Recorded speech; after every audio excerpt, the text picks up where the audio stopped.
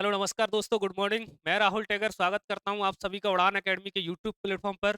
आज हम देखेंगे 26 जून का करंट अफेयर। तो बढ़ते हैं हम अपनी करंट अफेयर की क्लास की ओर।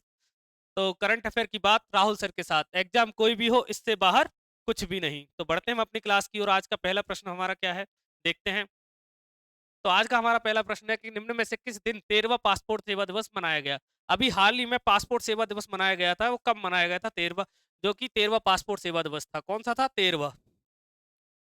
कौन सा पासपोर्ट सेवा दिवस था? 13वां। और ये कब मनाया गया 13वां पासपोर्ट सेवा दिवस? तो 13वां पासपोर्ट सेवा दिवस 24 जून को मनाया गया। कब? 24 जून को मनाया गया। और ये क्रम में कौन सा था? 13वां। इसकी शुरुआत कब हुई थी? पासपोर्ट सेवा दिवस बनाने की शुरुआत की बात करें तो पासपोर्ट सेवा दिवस शुरुआत 2013 में हुई थी। कब हुई थी? 2013 में। इसको क्यों मनाया जाता है? इसका उद्देश्य क्या है पासपोर्ट सेवा दिवस को मनाने का? तो पासपोर्ट सेवाओं की महत्ता और उनकी उपलब्धता के बारे में जागरूक करने के लिए इसको मनाया जाता है, पासपोर्ट सेवा दिवस को। तो बढ़ते हैं हम इसकी एक्सप्लेनेशन की ओर। भारत सरकार का विदेश मंत्रालय हर वर्ष 24 जून को, कब?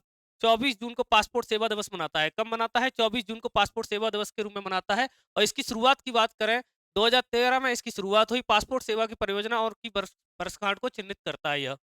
तो पढ़ते हैं हम अपने नेक्स्ट प्रश्न की ओर। किस राज्य ने FIH हॉकी पुरुष जूनियर विश्व कप के 14वें संस्करण का आयोजन किया है? तो अभी किस राज्य ने इंटरनेशनल हॉकी फेडरेशन, क्या? इंटरनेशनल हॉकी फेडरेशन के पुरुष जूनियर हॉकी पुरुष जूनियर विश्व कप के 14वां संस्करण का आयोजन किया है? तो पहली बात तो किसने किया है? ये कौन सा क्रम में कौन सा है? 14वां संस्करण है। किस राज्य ने किया है? तो ये बिहार ने किया है, मध्य प्रदेश ने किया है, असम ने किया है, या तमिलनाडु ने किया है? तो ये तमिलनाडु में आयोजित होगा। कहाँ पे आयोजित होगा? तमिलनाडु में आयोजित होगा। कौन सा? इंटरनेशनल हॉकी फेडरेशन कहाँ पे आयोजित होगा? तमिलनाडु। तमिलनाडु के 2 शहरों में इसका आयोजन किया जाएगा। कौन कौन से हैं वो 2 शहर? वो 2 शहर कौन कौन से हैं? उन 2 शहरों की बात करें तो एक है अपना चेन्नई,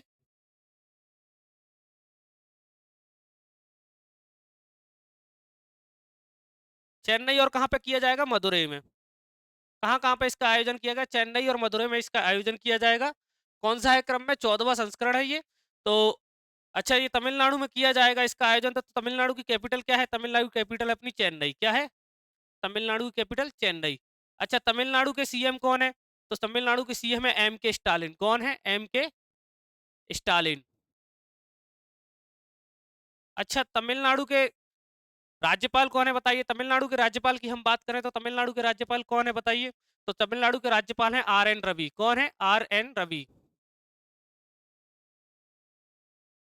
अच्छा, तमिलनाडु के बारे में हम देख रहे हैं तो तमिलनाडु के नृत्य के बताइए, तमिलनाडु में कौन कौन से नृत्य होते हैं? तमिलनाडु में कौन कौन से नृत्य होते हैं बताइए? एक तो भरतनाट्यम होता है अपना,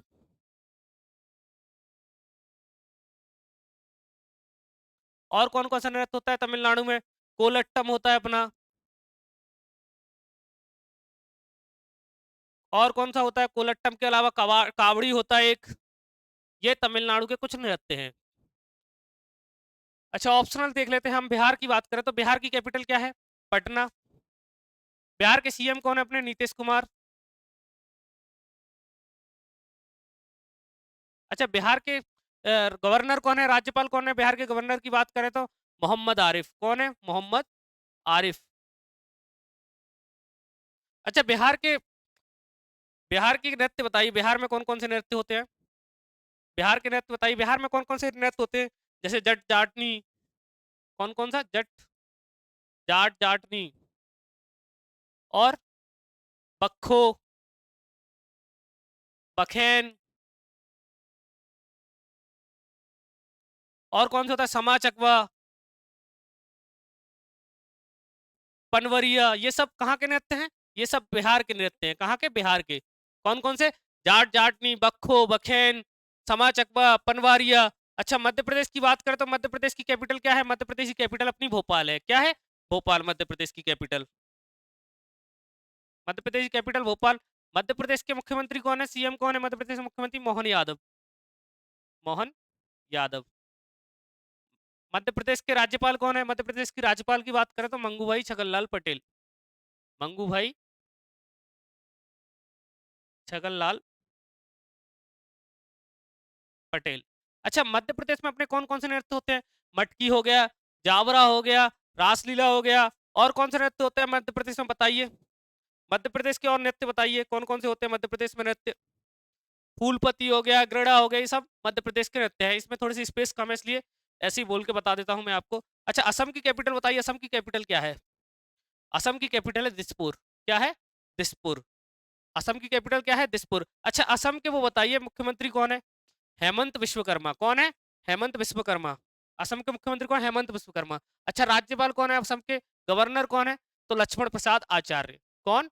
लक्ष्मण प्रसाद आचार्य। असम के नृत्य कौन कौन से हैं? बिहू होता है असम में, और कौन सा होता है? बिछुआ होता है असम में, और कौन सा नृत्य होता है असम में बताइए?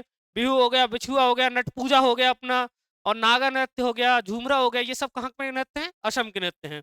तो बढ़ते हैं इसी के साथ अपन नेक्स्ट क्वेश्चन पर। तो इंडियन इंटरनेशनल हॉकी फेडरेशन कहाँ पे आयोजित होगा? तो ये तमिलनाडु में होगा। कहाँ पे? तमिलनाडु। कब से कब तक होगा तमिलनाडु में? 28 नवंबर से लेके 10 दिसंबर तक इसका आयोजन होगा। कब से कब तक? 28 नवंबर से लेके 10 दिसंबर तक इसका आयोजन होगा। कहाँ तक? कब तक?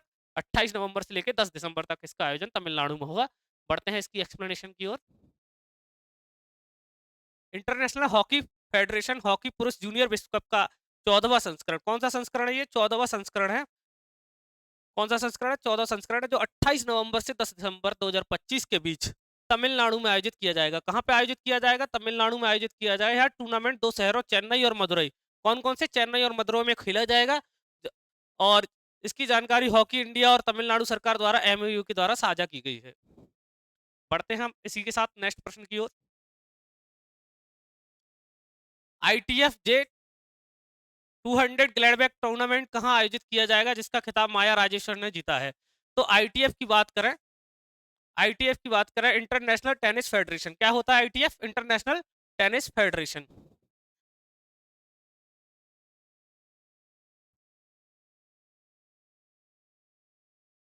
क्या होता है आईटीएफ? इंटरनेशनल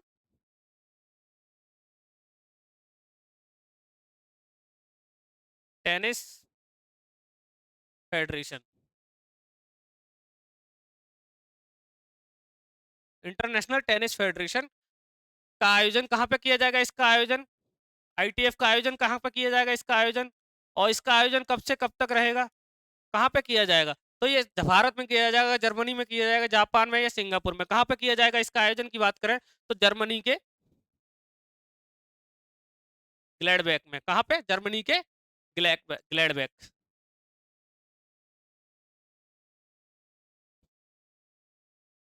कहाँ पे इसका आयोजन होगा? जर्मनी के ग्लैडबैक में। अच्छा, इसका इसका खिताब किसने जीता है? आईटीएफ का खिताब किसने जीता है? भारत की माया राजेश्वरन ने। जो भारत की माया राजेश्वरन है, जो 16 वर्षीय है।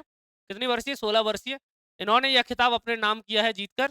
तो ये यूरोपीय में पहला, क्ले कोर्ट पे पहला खिताब जीती है आईटीएफ का माया राजेश्वरन। इन्होंने किसको हराया है? इन्होंने स्विट्जरलैंड की,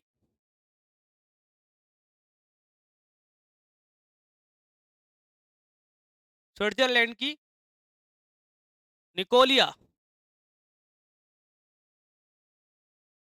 निकोलिया मांटा को इन्होंने हराया है। किसको हराया है? स्विट्जरलैंड की निकोलिया मांटा को इन्होंने हराया है। तो कहाँ पे इसका आयोजन हुआ था? जर्मनी में इसका आयोजन हुआ था। अच्छा, इसका आयोजन कब से कब तक हुआ ये बताइए? आईटीएफ का आयोजन कब से कब तक हुआ था? तो 17 जून से लेकर 21 जून तक इसका आयोजन किया गया। कब से कब तक? 17 जून से 21 जून। कब से कब तक इसका आयोजन हुआ? 17 जून से 21 जून तक इसका आयोजन किया गया। कहाँ पे? जर्मनी में। अच्छा, जर्मनी में हुआ तो जर्मनी की कैपिटल क्या है? जर्मनी की कैपिटल क्या है? जर्मनी की करेंसी क्या है? जर्मनी की कैपिटल की बात करें, जर्मनी की कैपिटल है अपनी बर्लिन। क्या है? बर्लिन। जर्मनी की करेंसी क्या है? अपनी यूरो। क्या है जर्मनी की करेंसी? यूरो। अच्छा, जापान की कैपिटल और जापानी करेंसी क्या है? तो जापानी करेंसी अपनी क्या है? कैपिटल, जापानी कैपिटल है टोक्यो, और जापानी करेंसी क्या है? येन। सिंगापुर की कैपिटल और करेंसी क्या है? भारत की कैपिटल और करेंसी क्या है? तो भारत की अपनी कैपिटल है नई दिल्ली, दिल्ली। और करेंसी क्या है भारत की? रुपया। और सिंगापुर की बताइए, सिंगापुर की करेंसी क्या है? सिंगापुर की करेंसी है डॉलर। क्या है? डॉलर। सिंगापुर की करेंसी क्या है? डॉलर। तो बढ़ते हैं हम इसी के साथ इसकी एक्सप्लेनेशन की ओर। 16 वर्षीय माया राजेश्वर ने आईटीएफ जे 200 ग्लैडबैक टूर्नामेंट का सिंगल्स खिताब जीता है, और 17 जून से 21 जून तक इसका आयोजन कहां पे? 17 जून से 21 जून तक 2025 तक जर्मनी के ग्लैडबैक में इसका आयोजन किया गया था। कहाँ पे? जर्मनी के ग्रेडविक में। इस टूर्नामेंट के फाइनल में उन्होंने स्विट्जरलैंड की नोएलिया मांटा को 6-2 और 6-4 से हराया। किसको? स्विट्जरलैंड की नोएलिया मांटा को। बढ़ते हैं इसी के साथ नेक्स्ट प्रश्न की ओर। निम्न में से किस देश का राष्ट्रीय दिवस 23 जून को मनाया गया? तो अभी हाल ही में 23 जून को किस देश का राष्ट्रीय दिवस मनाया गया है? 23 जून को कौन से देश का राष्ट्रीय दिवस मनाया? लग्जमबर्ग का, या फिर इंग्लैंड का, या फिर इटली का, या जर्मनी का? तो अभी लग्जमबर्ग का 23 जून को राष्ट्रीय दिवस मनाया गया है। किसका? लग्जमबर्ग का। किसका मनाया गया है? लग्जमबर्ग का। अच्छा, लग्जमबर्ग का राष्ट्रीय दिवस 23 जून को मनाया गया था, तो लग्जमबर्ग की करेंसी बताइए। लग्जमबर्ग की करेंसी क्या है? लग्जमबर्ग की करेंसी है यूरो। क्या है? यूरो। क्या है लग्जमबर्ग की करेंसी? यूरो। अच्छा, इंग्लैंड की करेंसी क्या है? इंग्लैंड की करेंसी के बारे में हम बात करें तो पाउंड यहाँ की करेंसी है। अच्छा, इटली की करेंसी क्या है? तो इटली की करेंसी भी यूरो है। क्या है? यूरो। और जर्मनी की करेंसी क्या है? जर्मनी की करेंसी अभी इससे पहले वाले प्रश्न में हमने देखा था, जर्मनी की करेंसी यूरो है। क्या है? यूरो। अच्छा, जर्मनी की कैपिटल भी हमने बताई थी, बताइए क्या है जर्मनी की कैपिटल? इटली की कैपिटल बताइए। इटली की कैपिटल है रोम। जर्मनी की कैपिटल क्या बताया था मैंने आपको? बर्लिन। पढ़ते हैं इस प्रश्न की एक्सप्लेनेशन की ओर।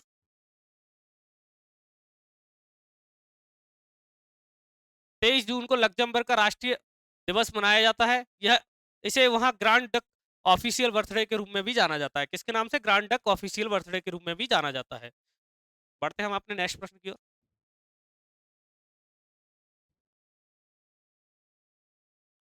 हाल ही में किसे वर्ष 2024-25 के लिए डिजिटल भुगतान पुरस्कार दिया गया है? तो अभी हाल ही में वर्ष 2024 और 25 के लिए किसे डिजिटल भुगतान पुरस्कार दिया गया है? एयरटेल पेमेंट बैंक, फोन पे, इंडियन पोस्ट पेमेंट बैंक, या फिर गूगल पे? किसको दिया गया है अभी हाल ही में? 2024-25 का डिजिटल भुगतान पुरस्कार किसको दिया गया है? अभी 2024-25 का डिजिटल भुगतान पुरस्कार की बात करें तो ये इंडियन पोस्ट पेमेंट बैंक को दिया गया है। किसको दिया गया है? इंडियन पोस्ट पेमेंट बैंक को दिया गया है। क्यों दिया गया है डिजिटल भुगतान पुरस्कार? इनको क्यों दिया गया है? यह सम्मान डिजिटल लेन देन को बढ़ावा देने और उनकी वित्तीय, किसको? डिजिटल लेन देन,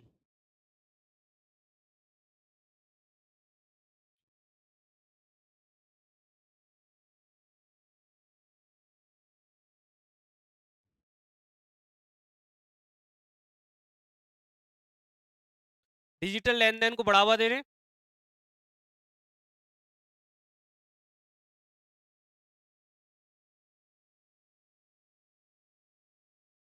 डिजिटल लेन देन को बढ़ावा देने और वित्तीय समावेशन में इंडियन पोस्ट पेमेंट बैंक की महत्वपूर्ण भूमिका को मान्यता के रूप में देखा गया है। किसको? वित्तीय payment bank, Indian post payment bank की। अच्छा, एयरटेल पेमेंट बैंक की बात करें तो एयरटेल पेमेंट बैंक के सीईओ कौन है? और फोन पे के सीईओ कौन है? इंडियन पोस्ट पेमेंट बैंक के सीईओ कौन है? गूगल पे के गूगल पे के सीईओ कौन है? तो बताइए, इंडियन पेमेंट बैंक की सीईओ की बात करें तो इंडियन पेमेंट बैंक के सीईओ कौन है? एयरटेल पेमेंट बैंक के। तो एयरटेल पेमेंट बैंक के सीईओ अपने अनुव्रत, कौन है? अनुव्रत। अच्छा, फोन पे के सीईओ कौन है? फोन पे के सीईओ के बारे में बताइए। फोन पे के सीईओ कौन है अपने? फोन पे के सीईओ में सीईओ है अपने समीर निगम। कौन है? समीर निगम।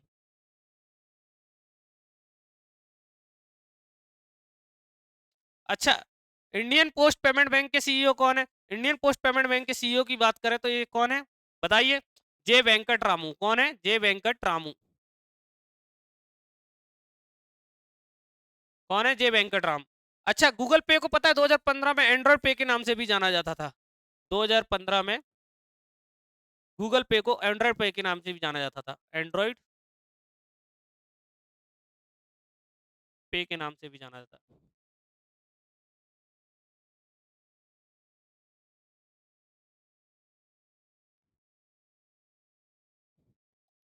बढ़ते हैं इसी के साथ इसकी एक्सप्लेनेशन की ओर।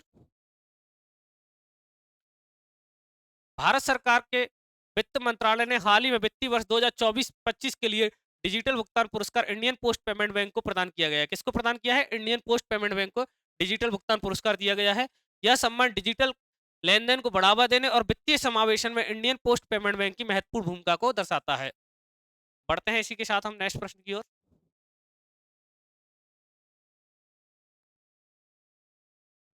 निम्न में से किस पेंशन निधि विनियामक और विकास प्राधिकरण पीएफआरडीए का अध्यक्ष नियुक्त किया गया है? तो अभी हाल ही में किसे पेंशन निधि विनियामक और विकास बोर्ड प्राधिकरण का अध्यक्ष नियुक्त किया गया है? निधि यादव जी को, राजीव मोहंत जी को, या शिव सुब्रमण्यम रमन जी को, या फिर अमन सक्सेना को? किसको अध्यक्ष नियुक्त किया गया है पीएफआरडीए के बारे में? पीएफआरडीए का अध्यक्ष किसको नियुक्त किया है? पहले तो हम पीएफआरडीए के बारे में जानते हैं। पीएफआरडीए क्या है? ये पीएफआरडीए की फुल फॉर्म क्या है? पीएफआरडीए की फुल फॉर्म क्या है? Pension fund. क्या है पीएफआरडीए की full form? Pension fund regulatory regulatory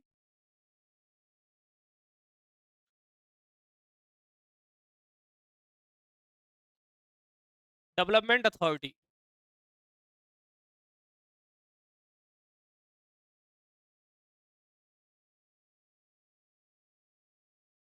क्या है? पेंशन फंड रेगुलेटरी और डेवलपमेंट अथॉरिटी पीएफआरडीओ की फुल फॉर्म है। अच्छा, इसका अध्यक्ष किसको नियुक्त किया गया? तो शिव सुब्रमण्यम को इसका अध्यक्ष नियुक्त किया गया। किसको? शिव सुब्रमण्यम को। इसको शिव सुब्रमण्यम जी को इसका अध्यक्ष नियुक्त किया गया। अच्छा, इसकी बात करें, इसको स्थापना कब हुई थी पीएफआरडीए की? तो पीएफआरडीए की स्थापना हुई थी 2003 में। कब हुई थी? 2003 में इसकी स्थापना हुई थी। ये किसके अंतर्गत आता है? इसके यह वित्त मंत्रालय के अंतर्गत आता है। किसके अंतर्गत आता है? वित्त मंत्रालय के अंतर्गत। इसको क्यों, इसको बनाने का क्या उद्देश्य था पीएफआरडीए को?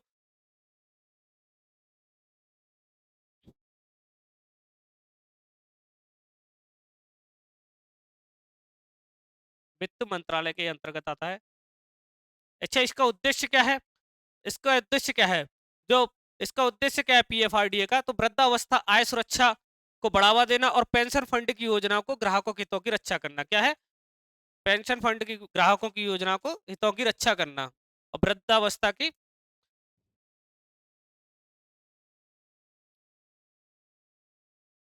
20 जून 2025 को सुब्रमण्यम रमन किस कब 20 जून 2025 को श्री शिव सुब्रमण्यम जी को, कब श्री शिव सुब्रमण्यम रमन ने पेंशन नीति विनियामक एवं विकास प्राधिकरण पीएफआरडीए के अध्यक्ष के रूप में पदभार संभाला। कब संभाला इन्होंने? 20 जून 2025 को। उनकी नियुक्ति कब हुई थी? 8 अप्रैल 2025 को इनकी नियुक्ति हुई थी। और इनका कार्यकाल 65 वर्ष की आयु तक रहेगा। कब तक रहेगा इनका कार्यकाल? 65 वर्ष की आयु तक रहेगा। बढ़ते हैं इसी के साथ नेक्स्ट प्रश्न की ओर। इस वर्ष अंतर्राष्ट्रीय योग दिवस 2025 की थीम क्या थी? अंतर्राष्ट्रीय योग दिवस 2025 की थीम क्या थी बताइए?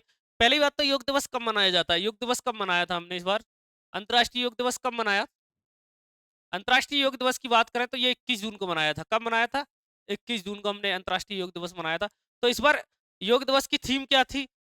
स्वास्थ्य के लिए योग, जलवायु परिवर्तन के लिए योग, या फिर एक पृथ्वी एक स्वास्थ्य के लिए योग, या फिर शांति और सद्भाव के लिए योग। तो इस वर्ष की 2025 की योग दिवस की थीम की बात करें तो एक पृथ्वी एक स्वास्थ्य के लिए योग। क्या थी? एक पृथ्वी एक स्वास्थ्य के लिए योग। ये इस वर्ष अंतर्राष्ट्रीय योग दिवस की थीम थी। यह वसुदेव कुटुंबकम विचारधारा पर है। किस पर है? वसुदेव कुटुंबकम, पृथ्वी एक परिवार। क्या है? पृथ्वी एक परिवार, पूरी पृथ्वी एक परिवार है, इसके सिद्धांत पर यह आधारित है। तो बढ़ते हैं इसकी एक्सप्लेनेशन की ओर।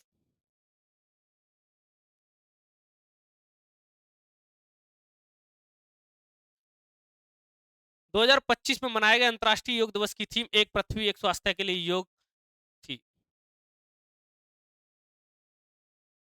नेक्स्ट प्रश्न हमारा ये है, भारतीय एनिमेशन भारतीय एनिमेशन फिल्म देशी ऊन को एनएसी इंटरनेशनल एनिमेशन फेस्टिवल 2025 में कौन सा पुरस्कार मिला है?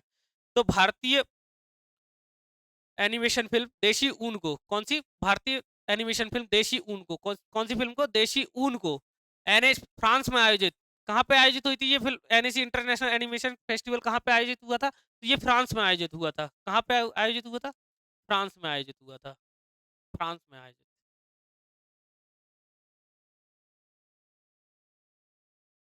तो भारतीय एनिमेशन फिल्म देसी ऊन को फ्रांस में आयोजित एनएसी इंटरनेशनल एनिमेशन फेस्टिवल 2025 का कौन सा पुरस्कार मिला है? सर्वश्रेष्ठ लघु फिल्म, दर्शक पसंद पुरस्कार, या फिर सर्वश्रेष्ठ कमीशन फिल्म का जूरी पुरस्कार, या फिर सर्वश्रेष्ठ फीचर फिल्म? तो कौन सा पुरस्कार इसमें दिया गया है देसी ऊन फिल्म को? तो सर्वश्रेष्ठ कमीशन फिल्म जूरी पुरस्कार दिया गया है। कौन सा पुरस्कार? सर्वश्रेष्ठ जूरी फिल्म, सर्वश्रेष्ठ कमीशन फिल्म जूरी को पुरस्कार दिया गया है, जूरी पुरस्कार। भारतीय एनिमेशन फिल्म देसी ऊन को फ्रांस में आयोजित एनएसी इंटरनेशनल एनिमेशन फेस्टिवल 2025 में सर्वश्रेष्ठ कमीशन फिल्म को जूरी पुरस्कार दिया गया है? कौन सा सर्वश्रेष्ठ कमीशन फिल्म का जूरी पुरस्कार? पढ़ते हैं इसी के साथ इसकी एक्सप्लेनेशन की ओर। भारतीय एनिमेशन फिल्म देसी ऊन को फ्रांस में आयोजित एनएसी इंटरनेशनल एनिमेशन फेस्टिवल 2025 में सर्वश्रेष्ठ कमीशन फिल्म का जूरी पुरस्कार प्रदान किया गया है। बढ़ते हैं हम नेक्स्ट प्रश्न की ओर। यूएस वर्ल्ड यूनिवर्सिटी रैंकिंग 2026 की सूची कब जारी की गई थी और इसमें कितने से अधिक विश्वविद्यालयों को शामिल किया गया है? तो अभी हाल ही में क्वाकरेली साइमेंट्स जो कि ब्रिटिश कंपनी है, ये शिक्षा संस्थानों का विश्लेषण कर उनकी रैंकिंग जारी करती है। तो इसमें कितने ये रैंकिंग में कितने से अधिक विश्वविद्यालयों को शामिल किया गया है और ये सूची कब जारी की गई है? तो इस सूची की बारी बात करें 15 जून को जारी की गई थी या फिर 19 जून को या फिर 1 जुलाई को या फिर 10 जून को। इसकी बात करें तो 19 जून को यह सूची जारी की गई थी। कौन सी सूची? क्वाकरेली साइमंड्स जो कि ब्रिटिश कंपनी जारी करती है। इसको कब जारी किया गया था? 19 जून को जारी किया गया था। इसमें कितने विश्वविद्यालयों को शामिल किया गया था? इसमें लगभग 1500 से अधिक विश्वविद्यालयों को शामिल किया गया था। कितने विश्वविद्यालयों को? 1500 से अधिक। इस रैंकिंग में पहले स्थान पर अमेरिका है, जो इस स्थान पहले स्थान पर अमेरिका है। इसके कितने संस्थानों को रैंकिंग दिए गए हैं? तो 192 संस्थानों इसमें शामिल हैं। दूसरे स्थान पर इसमें यूके है और यूके के कितने शिक्षा संस्थानों को इसमें शामिल किया गया है? तो यूके के कुछ 90 संस्थानों को इसमें शामिल किया गया है। कितने? 90। भारत के इसमें अपने भारत के कितने शिक्षा संस्थानों को शामिल किया गया है? तो अपने भारत की बात करें तो भारत के इसमें 2024 25-26 में भारत के कितने संस्थानों को शामिल किया गया है? 54। जो कि 2024 में कितने संस्थानों को शामिल किया गया था? 46। अभी भारत के कितने शिक्षा संस्थानों को शामिल किया गया है इसमें? 54। भारत का जो अपना आईआईटी दिल्ली है, आईआईटी दिल्ली है, ये विश्व में इसको कौन सा स्थान मिला है इस रैंकिंग में, यूएस रैंकिंग में? तो 123वां। भारत का ये पहला भारत में कौन सी रैंक है इसकी आईआईटी दिल्ली की? तो भारत में इसकी पहली रैंक है। विश्व में कौन सी रैंकिंग है? तो 123वां रैंकिंग है विश्व में। तो इसी के साथ अमेरिका लगातार 14 वर्ष अमेरिका का एमआईटी जो मैसाचुसेट्स इंटरनेशनल और टेक्नोलॉजी जो वो है इंस्टीट्यूट टेक्नोलॉजी, कौन सा? एमआईटी मैसाचुसेट्स मैसा क्या है? मैसाचुसेट्स इंस्टीट्यूट ऑफ टेक्नोलॉजी जो कि लगातार 14वें वर्ष पहले स्थान पर है। इसमें कौन से लगातार 14वें वर्ष पहले स्थान पर, प्रथम स्थान, लगातार 14वें वर्ष से प्रथम स्थान पर है अमेरिका का एमआईटी संस्थान। बढ़ते हैं इसकी एक्सप्लेनेशन की साथ।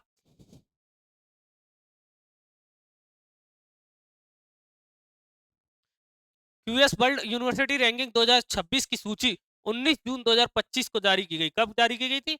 19 जून 2025 को जारी की गई। यह एक प्रतिष्ठित वैश्विक रैंकिंग है जिसमें विश्व भर के विश्वविद्यालयों को उनकी शैक्षणिक प्रतिष्ठिता, नियोक्ता प्रतिष्ठिता और संकाय छात्र का अनुपात और शोध प्रभाव आदि मानदंडों के आधार पर रैंक किया जाता है। इस सूची में 1500 से अधिक विश्वविद्यालयों को शामिल किया गया था। कितने विश्वविद्यालयों को शामिल किया था? 1500 से अधिक, जो उच्च शिक्षा के क्षेत्र में प्रतिस्पर्धा को और गुणवत्ता को दर्शाता है। बढ़ते हैं इसी के साथ आज का हमारा लास्ट क्वेश्चन। जून 2025 में प्रधानमंत्री नरेंद्र मोदी ने जिन देशों की यात्रा की, उनमें से यात्रा की शुरुआत किस देश से की गई थी? तो अभी हाल ही में नरेंद्र मोदी जी ने यात्राएं की हैं। तो वो कौन सी देश से 3 देशों की यात्रा की है, उसमें किस देश से शुरुआत की गई है और ये यात्रा कब की गई थी? तो ये यात्रा की बात करें, प्रधानमंत्री नरेंद्र मोदी ने हाल ही में 15 जून से 19 जून तक ये यात्राएं की। कब तक? 15 जून से 19 जून तक। तो इसमें किस देश से शुरुआत की थी उन्होंने? कनाडा, क्रोएशिया, साइप्रस या जापान? तो अभी हाल ही में प्रधानमंत्री नरेंद्र मोदी जी ने साइप्रस और कनाडा और क्रोएशिया की यात्रा की थी। किस किसकी देश की यात्रा की थी? साइप्रस की, क्रोएशिया की और कनाडा की। कहाँ कहाँ की? साइप्रस, क्रोएशिया, कनाडा की। तो इसने शुरुआत कहाँ से की थी? तो इसकी शुरुआत की थी प्रधानमंत्री नरेंद्र मोदी जी ने साइप्रस से। कहाँ से की थी? साइप्रस से, जहां पर इनको साइप्रस का सर्वोच्च नागरिक सम्मान दिया गया है। जो यहाँ पर इनको साइप्रस में इनको सर्वोच्च नागरिक सम्मान दिया गया, उस सम्मान का नाम क्या था? Order of Marquis 33। कौन सा? Order of Marquis 3। Order of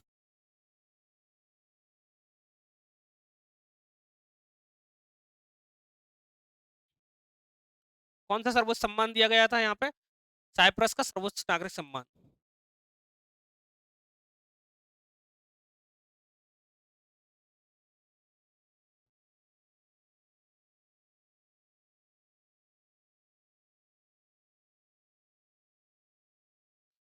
Cyprus का सर्वोच्च नागरिक सम्मान, यहाँ से साइप्रस से उन्होंने अपनी यात्रा की शुरुआत की। इसके बाद वो कनाडा गए, कनाडा में गए और कनाडा में उन्होंने G7 शिखर सम्मेलन में भाग लिया।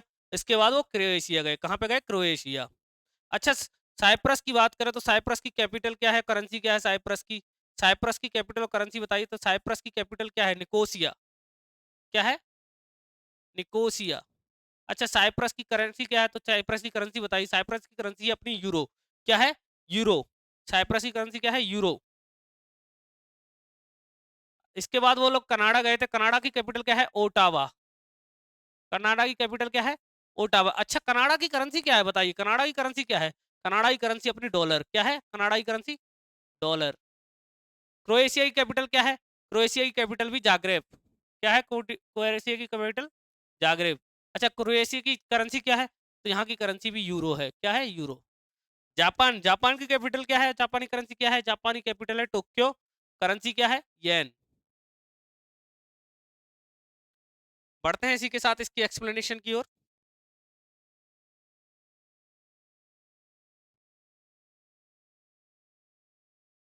प्रधानमंत्री नरेंद्र मोदी ने 15 से 19 जून के दौरान साइप्रस, कनाडा और क्रोएशिया की यात्रा की शुरुआत साइप्रस से की, जो कि उनकी इस बहुपक्षीय विदेशी यात्रा का पहला पड़ाव था। इसके बाद वे कनाडा में गए और जहां उन्होंने G7 शिखर सम्मेलन में भाग लिया। इस यात्रा का उद्देश्य द्विपक्षीय संबंधों को मजबूत करना, किसको? द्विपक्षीय संबंधों को वैश्विक स्तर पर मजबूत करना और भारत की भागीदारी को अधिक प्रभावशाली बनाना इस यात्रा का उद्देश्य था। इसी के साथ आज के लिए इतना ही। मिलते हैं हम कल। यह हमारा ऑफलाइन सेंटर है, यह हमारा एड्रेस है, ये फ़ोन नंबर है संस्थान के हमारे, ये ऑफलाइन सेंटर है। बाकी आपको मेरी वीडियो अच्छी लगी हो तो लाइक करें, शेयर करें और सब्सक्राइब करना तो बिल्कुल ही ना भूलें। ये हमारी संस्थान का नंबर है। आपको पढ़ाई को लेकर कोई भी समस्या हो तो आप इस नंबर पर कॉल कर सकते हैं और कोई जानकारी चाहिए हो किसी एग्जाम के रिलेटेड तो आप बात कर सकते हैं। बाकी मिलते हैं कल। जय श्री राम।